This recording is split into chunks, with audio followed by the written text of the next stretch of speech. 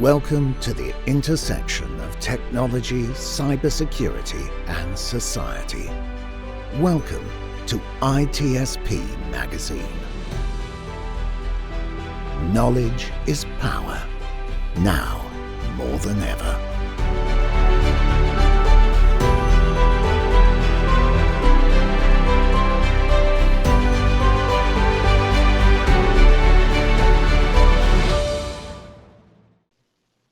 And hello, everybody. You're very welcome to a new Redefining Cybersecurity podcast here on ITSPmagazine Podcast Network.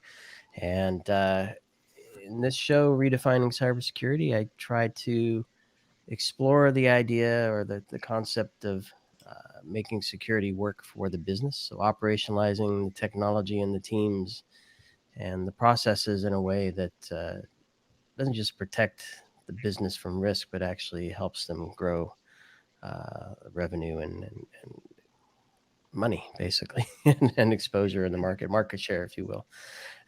So two angles there, and no lack of technologies available to help companies with this. And I think with that, it makes it very complicated to get a handle on what policies are needed, what controls are required. How do you know that those things, if you actually implement them, are working properly? And who do you tell, and do they care, and why should they care, and why do they give you money to do all that stuff? So it's enough about the show and what I'm trying to accomplish. I think today's topic is one, for me, when we started kind of exploring the idea of having this conversation, it seemed kind of far-fetched, but a lot has happened even in just the last few months with AI and generative AI and large language and natural language models, that the role of virtual reality, augmented reality, doesn't seem to be so far-fetched anymore. So that's going to be the topic today, and talking about adding technologies to the mix that hopefully help, but could perhaps complicate things even more. That's kind of the conversation today. I'm thrilled. It may sound like I like to talk to myself with this nice long intro, but I don't. And that's why I have two amazing guests on with me today, Stacy and Darius. Thanks for joining. Hi, happy to be here. Yes, thanks for having us. Yeah. And I'm glad we pulled this together. And for those who don't know you yet, a few words about who you are and what you're up to, and maybe a tidbit on why you're interested in the topic of VR and cyber. So Stacy, we'll start with you, please. Sure. So, hi, my name is Dr. Stacy Thayer, and I've been involved in the security industry for, as long as I can sort of remember, starting with 2600s, and then also not when it wasn't VR, but video games. So definitely playing video games on some form, even on my dad's Apple IIe.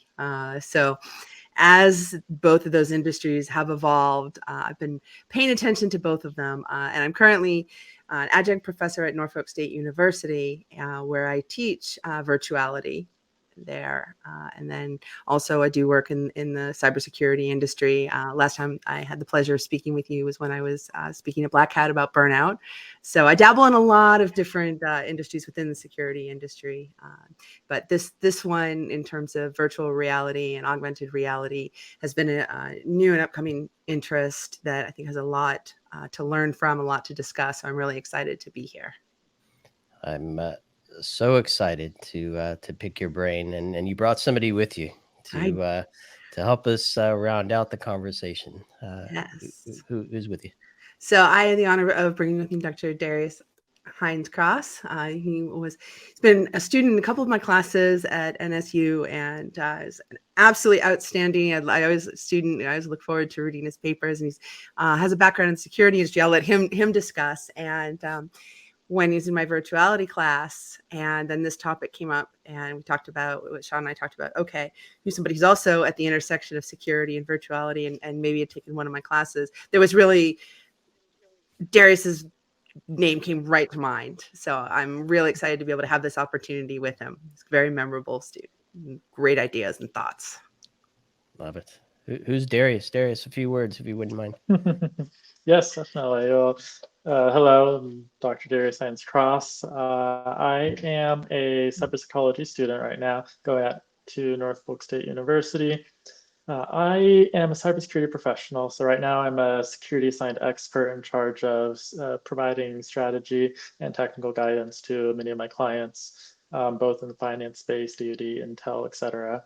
I am working towards the cybersecology degree because this program is it's so interesting, this topic. So discussing how humans interact with virtual environments, how virtual reality intersects with cybersecurity issues and operations, offensive and defensive operations. So I'm very excited to be here, and I look forward to the topics that we're going to discuss. I love it. And I mean, I have a list of like 100 questions. Marco would freak out if he knew I had that many questions. But I mean, the scope of this can be super broad, right? So I don't know how best to start. Or maybe a good place might be, because I think for the general person thinking about virtual reality and augmented reality, they think metaverse like stuff, and to your point early on, Stacy, the gaming aspect of things, which could cross over certainly into business, gamifying activities and things like that. But are there, maybe to start, are there other industries where VR is playing a role in driving better operations for improved efficiencies, less human error, for better results from a human perspective, not burning them out, to your point about your black hat talk? So maybe from each of you, an example of where it's being used in business today that we might then pull on those strings to make the connection to where cyber can benefit as well. Sure. Well, one of the things that we covered during class, so I'm not going to quiz anybody, I promise. But there's actually quite a bit of use for it. The ones that I find the most interesting actually both have to do with healthcare. So training medical professionals so that they're able to do pretty significant operations, but they do it virtually in the educational environment. So both healthcare, education, for all ages, it has huge implications, which to me, that's one of the areas where it needs the most focus, also on security and protecting students, of course. But there's also businesses are marketing departments and businesses are really struggling, really catching to try to catch the wave of VR by creating virtual spaces that then they can use to market. I had the advantage of going to HubSpot conference last September, and they had an amazing conversation about virtual reality and marketing. And it was amazing to hear the business applications and things in terms of how do you get users to engage in a world. I mean, and this is everything from, I think it was a fast food restaurant chain and gamifying it, but then how are they having this with businesses? But then you've got then the medical side and the instrumental side of what you can do. Let's say you have somebody with PTSD and you can work them through some of their greatest fears using virtual reality, using VR and having them experience it. So if you're somebody who's afraid of spiders, you put on that headset and now you see a spider crawling up your arm, right? I'm going to freak out.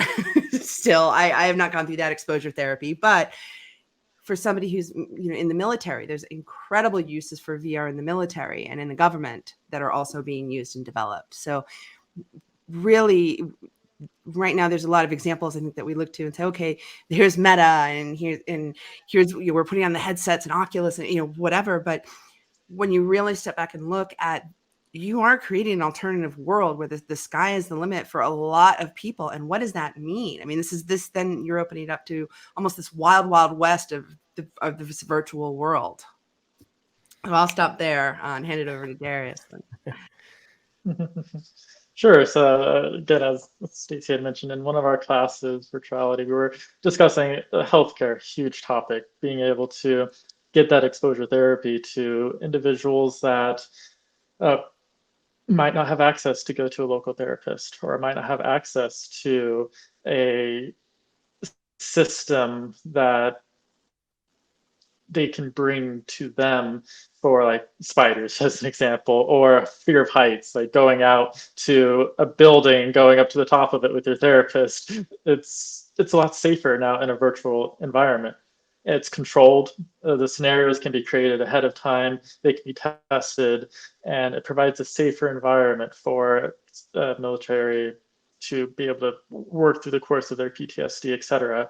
Another field, and this is kind of a mix between virtual reality, as we also discuss, augmented reality as well. So getting to kind of that mixed space, mixed AR space, where you have companies. I know one company, Splunk, who I work for, they have added augmented reality to their platform. So now when a data owner or data admin goes into their server center, they can see the metrics of their servers through augmented reality versus having to log into each system, having to see what the temperature is of this rack versus a different rack. They can see all of those specs either through SCADA means or just regular server hardware. And that increases efficiencies, as you were talking about. It requires less time now to less admins as well, because you can now just basically cruise through your server city and get all the specs you need without needing to find those logs, go into each system. You see there's a problem, it pops up right away with an error. You can walk into your server room, and if something is hot, then it just shows red, versus you trying to figure out, okay, which server is it? Where are we? So there's a lot of interesting use cases for both virtual reality within the business world, medical field, and of course, education, because being able to do research online has changed the whole landscape of education. Being able to complete a master's, being able to complete a doctorate online and still get that same value add as if you were in person, being able to attend virtual classes that give you hands-on keyboard still, electrical engineering, mechanical engineering, where you can actually mess with devices through virtual means without having to go to a lab with expensive equipment and during very specific times, because labs are always booked. And I definitely want to get into kind of what's possible in terms of what you see and how you might move around, those kinds of things. But I want to stay, it can be naturally easy for me to get into the how, but I want to talk about the what first for another moment, in terms of what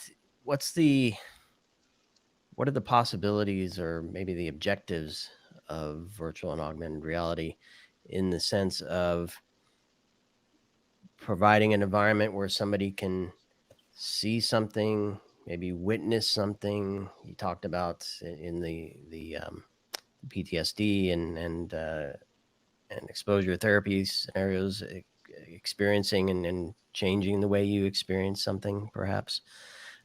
So those are a few things that I pulled from the conversation thus far. But what's possible with AR and VR that we should really consider as potential benefits as we explore the world of cyber with this technology there?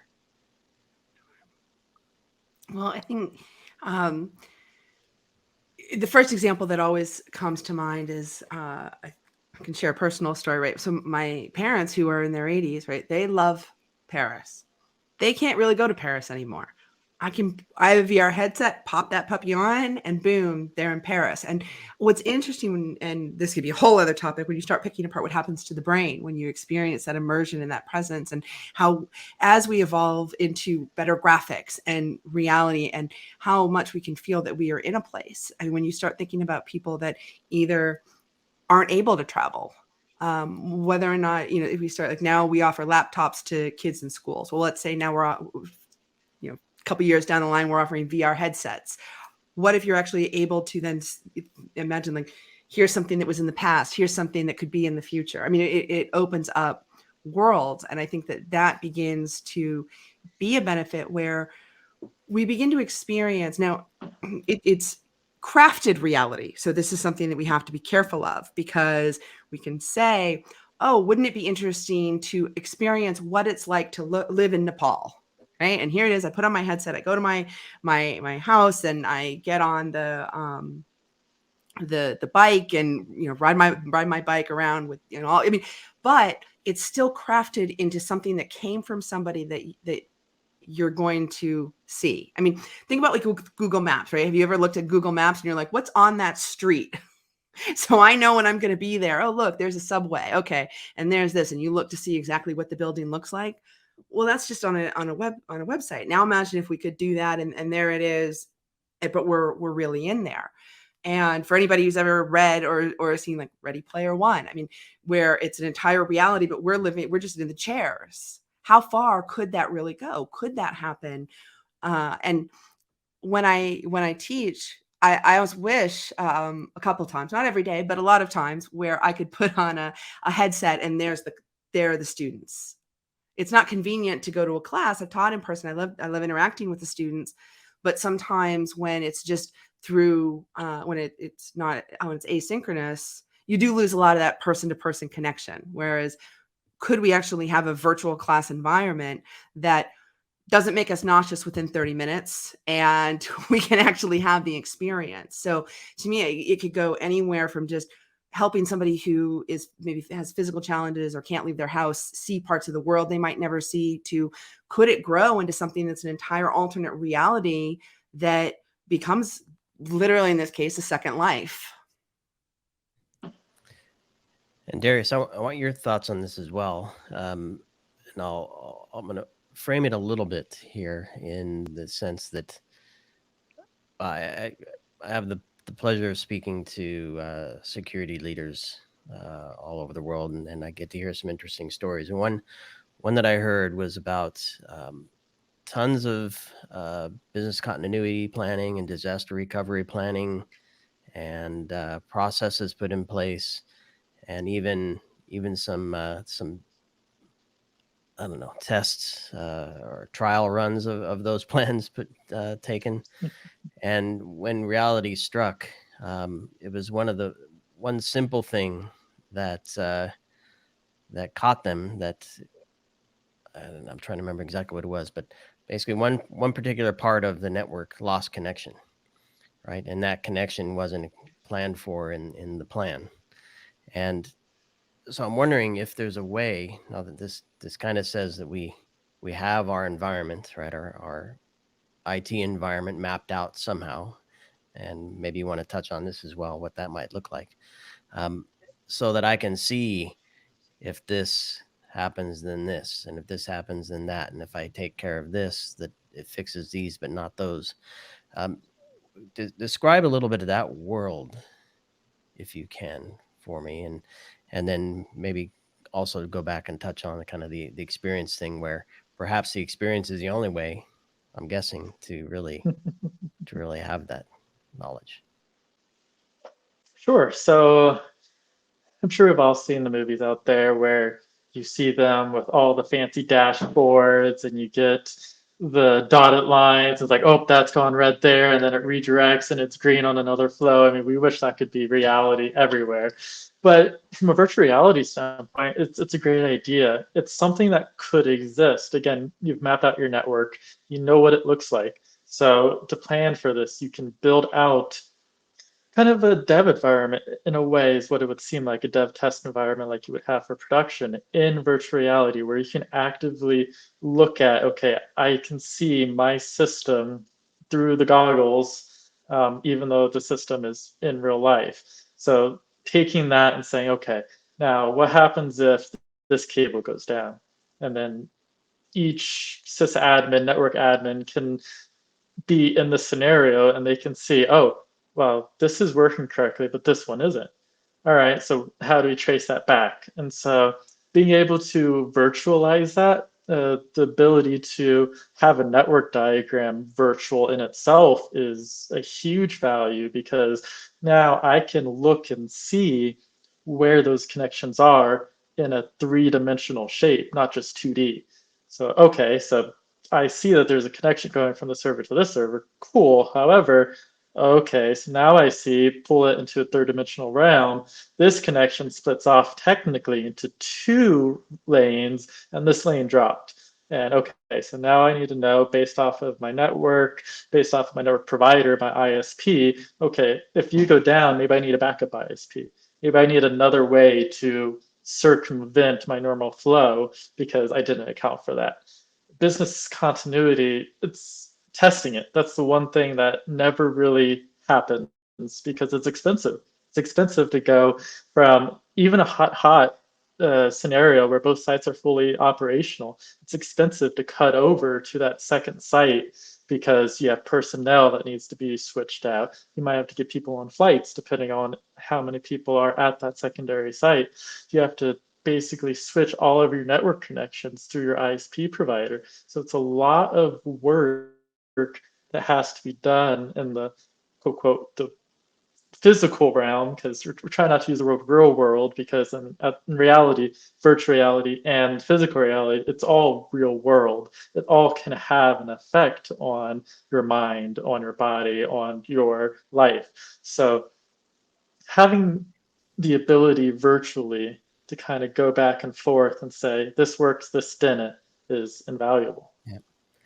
And I just remembered the killer point that was made, and it was the TLS records were set for 48 hours or something, which meant that the whole failover was going to take 2 days, which was not feasible, obviously.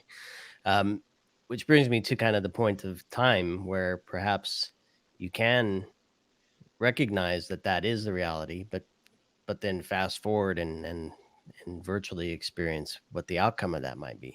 2 days may be okay for certain types of systems, but if you can't fast forward to see that 2 days actually was required and that was the impact, could be a positive thing. So, Stacy, I don't know if any of your students, maybe Darius as well, any specific research in the area of VR and cyber, any projects?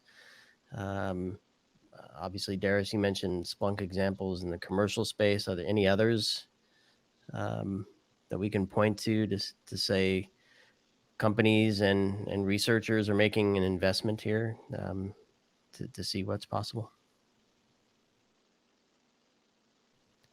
You're muted. Sorry.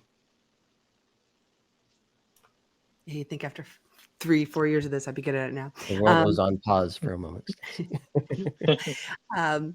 I'm also a member of the VR AR Association, and a whole Slack channel and groups of different verticals and industries and how they're using AR and VR and what kind of research that they're doing.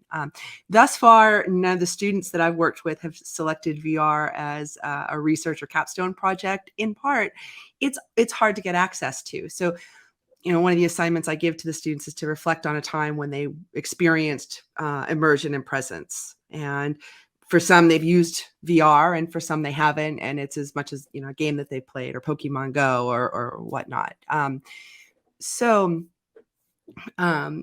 terms of research at the university, we're still up and coming with that ability to be able to do that. They have a small VR setting in the research lab, but to be able to do that magnitude of data, I think Darius might be able to return to this, is a lot for a capstone class in a 2-year program. But I'm hoping as they grow and hopefully have a doctoral program in cyberpsychology, that's something we'll see more research on, because it is a costly topic to research, and you have to you can't just put out a survey on it. You have to do a lot more qualitative data.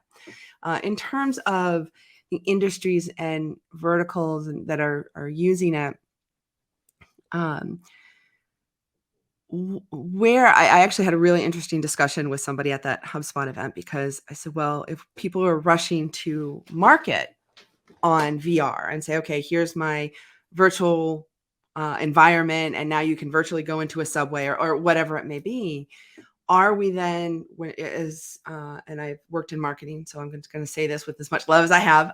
Sometimes we rush to get the marketing hat on, and we don't stop and think, should we be doing that? Is this secure? What impact is this having? Is it safe? What is this virtual environment creating? So I do know that there's a lot of discussion within the different societies about what are best practices And so that's just one example of an association that is, they have meetings, they talk about, some of the verticals have energy and energy use. So, okay, could you virtually walk into, look at the grids? Could you use that as a VR environment?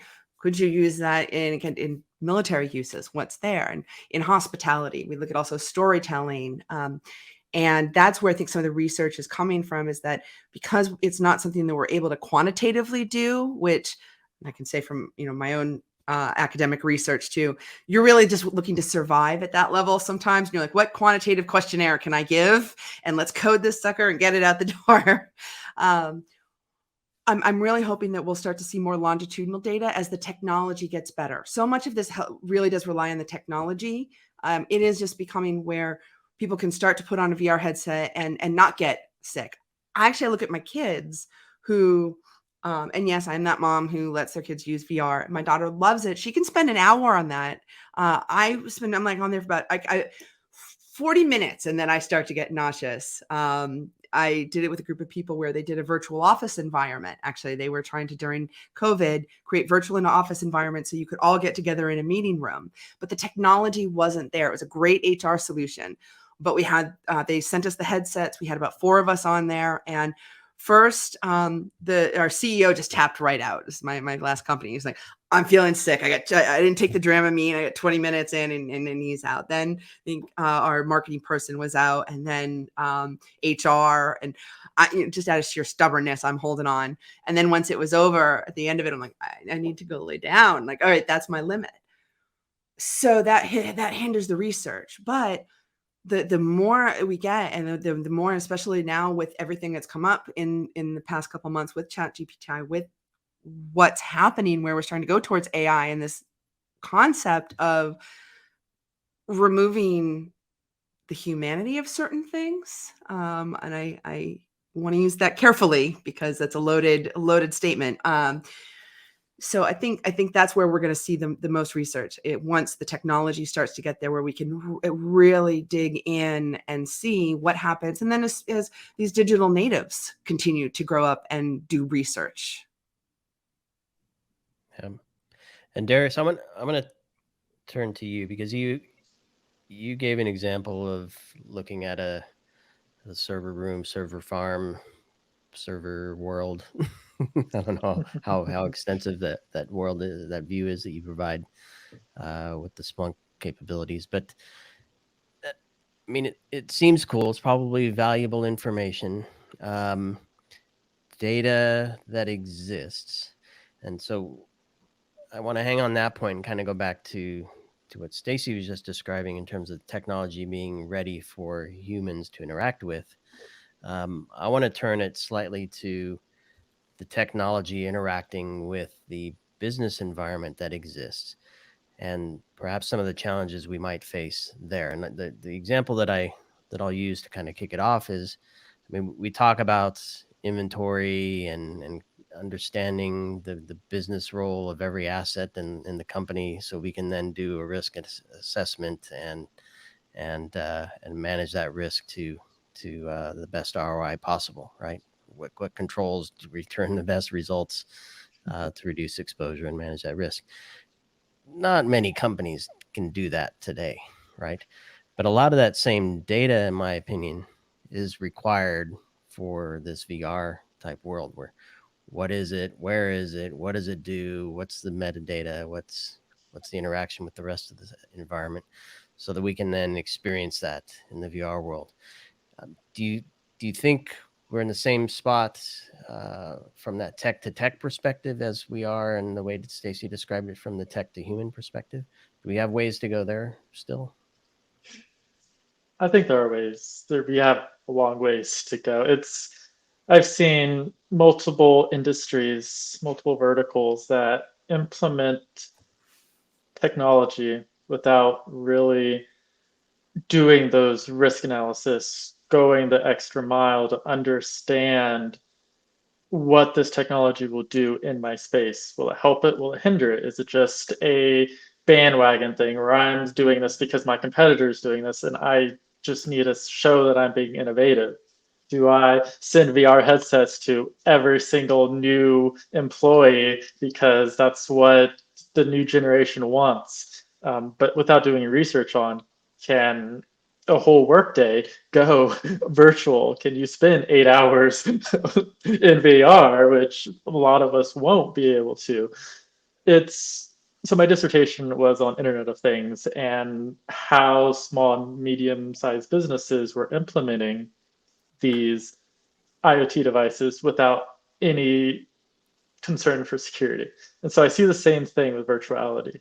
So with aviation, a little different. They've had virtual reality for a while. They've had flight simulators, that full level 4 flight simulators where you get into this massive, basically fuselage, and it runs through a whole simulation of you being able to take off, land, you feel the movements, it turns, and you are fully immersed. And I think as the technology improves, where the immersion piece is improved, that will, one, reduce the kind of fatigue that the body feels being in a virtual environment, but also improve the, I guess, return on investment for businesses. Because that right now, if this technology was implemented everywhere, people would be fighting it. Not just people, the human body would be fighting it. Just everything. Like, it's not cohesive enough to just plug and play into any business vertical that's out there. Very specific industries can take it.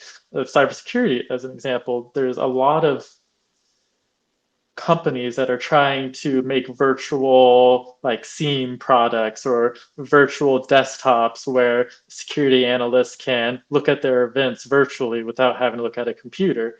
Or another example would be MacBooks. Apple there's technology out there where you can connect like your Oculus to a Mac and then you have your desktop shown virtually. Like, these are technologies that need to get improved before they're really pushed out, because if not, then people will be adverse. People won't want to implement virtual reality because they're like, oh no, I remember I got sick on that one time, or this happened, and then it's just going to start hurting these industries. Yeah, so Marco did an episode with, I believe is a photographer that does like high-end photo shoots and things like that, and evidently he's implemented this studio environment that is a combination of physical and virtual, where the subjects are in the physical studio at the moment anyway, and the photographer is in the virtual studio controlling the physical gear and guiding the physical subjects in the physical studio,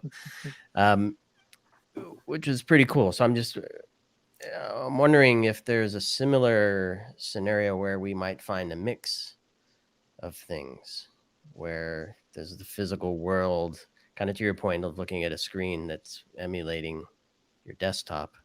I'm envisioning a SOC analyst sitting in front of a bunch of machines and being able to kind of navigate things like that. And my mind earlier this morning went 100 miles further down that road. But I'm just wondering what kind of worlds can we create, physical and virtual hybrid, that I think different roles can use. Start with the analyst role, for example. Sure. Yeah.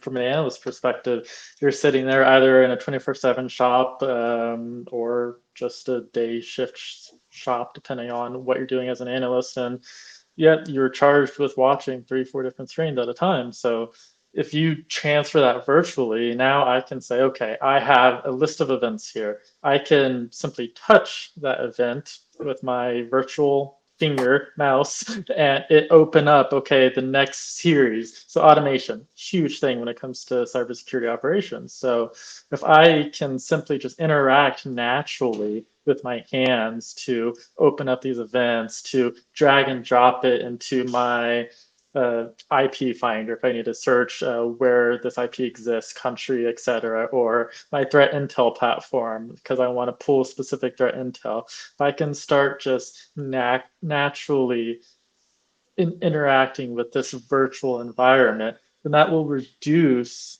one, it'll just reduce the overall fatigue. I mean, you're doing a 10-hour, 12-hour shift. So instead of, you're just sitting there clicking a button, doing this, clicking another button, doing this, typing in some notes, now I can actually, it's kind of like gamifying it, right? I'm in a like virtual game where I'm doing what's they used to do in the movies where they're dragging and dropping. I can speak my voice notes and that will translate to text for me. I can have, an AI program that's speaking to me and saying, hey, you might want to look at this. And just the future can be so vast when looking at how virtuality can affect and virtual reality can affect the different industries. I mean, we've seen it in the medical field where there's remote surgeries happening, where there's somebody that's very talented that has to do brain surgery and they get the equipment necessary to do that surgery thousands of miles away. And so changing the landscape and removing the physical realm will definitely improve just the overall mechanics of these jobs. I mean, firefighting, another example. If you say, oh, there's about to be a flashover, I can see it, the temperature's rising. Instead of relying on that experience, which is still important of the firefighter, you still reduce lives lost by saying, this is about to happen, the temperature's rising, there's a body over here based off this heat signature. Let's improve versus replace people, improve the technology around people so that they can do a better job and they're safer overall. I think, yeah, and you kind of bounce off your examples there, and I think about network security as being a really good example. If you look at how that's evolved over the years, so with Netography, when a company that I look like, we talk about this atomized network, and that's because it's not just network security anymore. It's in the cloud, or it's on-prem, or it's in all of these different places. And with so many times you're basically looking from screen to screen to screen. Where's everything coming from? It's just gotten bigger and more dispersed and ephemeral, and everything's changing. What if also you could see that and see that within a virtual environment? And Darius, I love when you talk about even just walking into a knock and seeing, it's red over there. I don't have to scan through logs and look at everything and see what's going on. If there was a way to take what is being reported on, or take what you're noticing and looking at it from the cloud, from on-prem, look at packets, however it all comes together in this visualization of it. But one of the things I think also is when we take something that's data, or that's something that is quantitative, the notion of VR, it is a very visual environment. I mean, that's really what we're relying on. Sure, we could get into how you can make it 4D and create smells and sounds and everything like that. But for a lot of these verticals, we have to think about, how do we visualize them? What does a network look like? And how would we put that into a virtual reality that then you could put on a headset and be in? How do you immerse yourself into something if we don't maybe even know what it looks like? So it becomes a very abstract notion that we have to almost agree upon in order to say, okay, this is what doing network security looks like, and what it would look like to look into my network, or what it would look like to, we know what it looks like to fly a plane. So, okay, that's one of I think the advantages of why we've been able to have that technology. But do we know what it's like to do these things? Could we even have it where it's I could put on my headset and now I know what a day in Sean's life looks like, and really literally look at what it's like to go outside our own realities to another person's. And to me, once we can agree on the technology and the perception and the vision, it becomes limitless. And I want to take you further there, Stacy, because there are two roles within the organization that I think we as security professionals have a hard time connecting with. That's the end user and the executive staff. Mm-hmm. And I'm wondering, to your point, can you look into my world and see what it's like? I can see a role where VR says, here's your business environment, executive staff, and here's the security layer, security layer on it in that world, to show you what we did for you today. And guess what? You can pull that world up anytime you like and see what's going on, right? Yep. which business units are at risk, which ones are warm and hot, which ones are flying great and in compliance. And then kind of flip it to the other end of the spectrum, or where you have users that if we could show them the world that email went to, right? When they said, yes, I'll reply with the credentials to transfer money on this business email compromise scam that I just received. If we can visualize that for them as well. So are there other, I don't know if those are good or not, but are there other examples where we can kind of make those connections where it might be a little more difficult to make those connections without VR? I mean, in my mind, the ability to grow upon empathy, not just compassion, but true empathy of what it's like to be Darius for a day, or maybe if anyone wants to know what it's like to be a mom of 7-year-old twins, I'm happy to share it. But until you're, in my VR world, hearing "mommy, mommy, mommy," do you know what that's like? And this is where now, though, we can look at it gets a little thorny, because when you start getting into virtual reality, we have to start to look at cybercrime and a virtual world, and what is somebody's personal property, whether it's their face, their likeness, or, hey, is that okay? Could I virtually enter your world and see what that's like? Now, I think when you're to bring it back, we don't have to go all the way to cybercrime and that whole world. That's probably a whole other conversation. But the ability to, in a business environment, and I think especially for, say a CISO, for example, who wants to present to the board. That's one of the number one complaints of reports from CISOs now, is that they're really having trouble getting board buy-in and executive buy-in. Well, could they say, here's what it is that I do. Look at it. I know you may not speak the language, you may not understand the technology, but you're going to actually experience it. Could that get more buy-in? Could that get more understanding to where they can't use the language to immerse them in the world? So then could they do it visually? And I think that they say that, picture speaks 1,000 words. Imagine what a VR environment could say. Yep.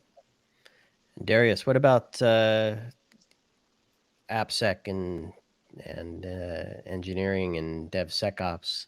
Seems like another world where we can kind of paint a picture of what this app environment looks like and works like, right? Yeah, definitely. That's AppSec, DevOps. Both of those environments are critical and difficult to look at from a visual perspective if you don't know what you're looking at. So, for example, DevSecOps even, let's bring security into this. So developers, they might not know what security does. Security doesn't know what developers do. And so you have a situation where developers bring in this application and say, hey, we're done, we have it. And then the security person's like, but there's a clear text password right there. Like, I don't understand. And so being able to kind of cross support both of them by saying, okay, here's a visual representation of how I think this app should look and interact. And then security can say, okay, well, here's my visual representation on how it should be secured. This is my visual representation on an attacker gaining access through this port for this purpose because you don't have authentication on that. And then the app developer, oh, well, I could just turn that off, or, oh, I could just use certificate here. Like, well, great, do that. So showing them, having those visuals, and that's probably part of the problem, is taking that text, taking those thoughts and making it visual, because that really is going to make or break this technology. Yeah. I'm certain none of them will come from my my lame ideas, but the number of business opportunities we talked about today is countless, and I'm sure 10 times that as well. So congratulations to all the folks listening that have a confirmation of a business idea or a creation of a new one, where you're making millions on VR and cyber. But in all seriousness, I mean, there's a lot of opportunity here. I think sounds like we have ways to go in technology, both making it usable for people for extended periods of time, and we still have a lot of traditional challenges in cyber, just from collecting the data and having access to it and from all over the place and actually making sense of it before we can actually get there from the tech perspective as well. But I think once those things start to unlock, tremendous amounts of potential here. So that being said, it's probably hard for listeners to kind of take any points here and say, "Oh, I'm ready to go do this with VR in my ops, DevOps, SecOps environment." So instead of that, maybe some advice from the two of you for where folks might look to better understand VR and at a broad scale, and how to maybe learn a little bit more about it in a way that they could then eventually be prepared when things do fly. Any resources or anything? Well, I think if you're really interested in seeing what's on the cusp of this, there's a lot of groups and discussions, and sort of this part of this AR VR association, and then there's a lot of conferences and there's a lot of events that take place. There's the ones that I'm looking at, even a storytelling forum, healthcare forum, retail forum, and who knows, maybe we can create a cybersecurity forum for VR. And I think the fun exercise for anybody who's listening to this, if you had to stop and think about what is your job, if you had to draw a picture of your job, not you doing your job, no stick figures yet, but if you had to visualize your job, what would you make it look like? If you had to create a VR environment to share it, what would that look like? And to start playing around with that idea so that when the technologies catch up or are released or wherever they're at right now, that you have an idea or a thought on that. Are there prototyping tools for that? I mean, if I talk about security analytics and risk management, I can point people to Tableau, for example, to play around with. I think right now, if I had to guess, when it is released, kind of like how all of a sudden ChatGPT just swooped in and boom, it was everywhere. Like as soon as we get a technology that, hey, okay, the virtual floodgates have opened, except I mean that literally now. How odd. Okay. That you will know. And then all of a sudden, much like we were talking, like going to RSA this year, AI was the hot topic. VR could be the hot topic. And I think anybody that is working on that technology is keeping it pretty close to the chest right now, because it is the notion of VR and AR, specifically VR in this environment, could really change the way that we do business and the way that we think about not only our jobs, not only the businesses, but each other. And to me, that's at the end of the day what it all comes down to, is how are we communicating with each other and understanding either the technology, but who are we communicating that to, and how are they hearing it and experiencing it? And I would say I would charge security professionals to not get blindsided, not just ignore it until it becomes a problem. I mean, look at AI. We talked about it a lot because we can't not talk about it at this point.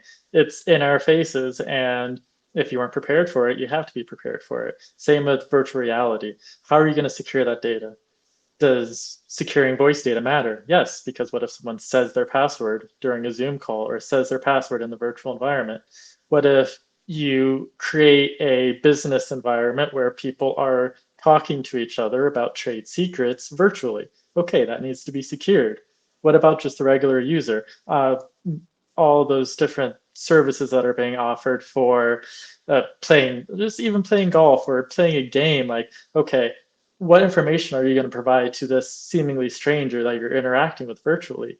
Yes, it might seem like you're best buds now because you're in a virtual environment and you all are just having fun and you feel like you have a real connection.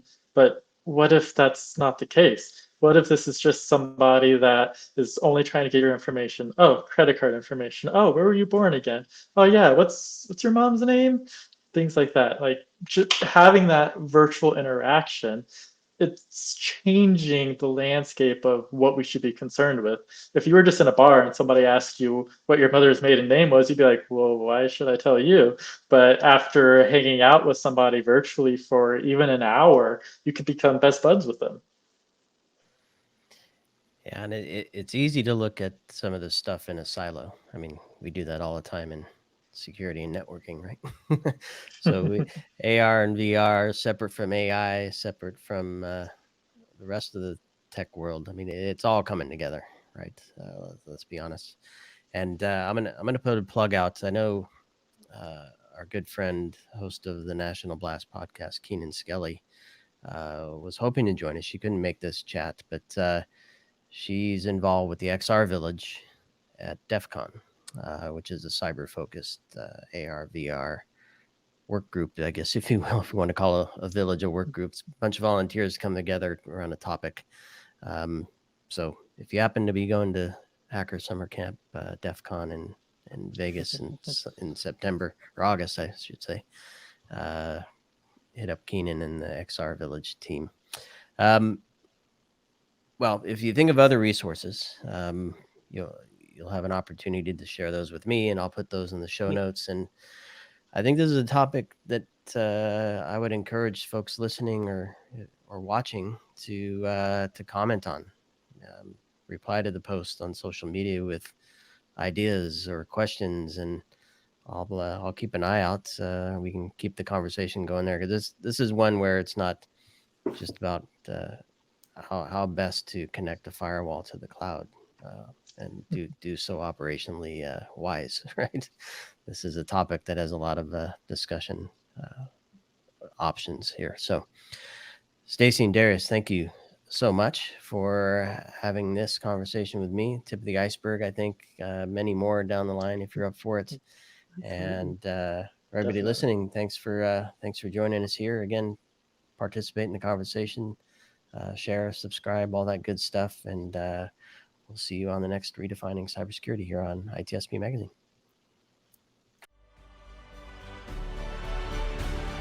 We hope you enjoyed this conversation. If you learned something new and this story made you think, then share ITSP Magazine with your friends, family, and colleagues. If you represent a company and wish to associate your brand with our conversations, sponsor one or more of our columns. We hope you will come back for more stories and follow us on our journey.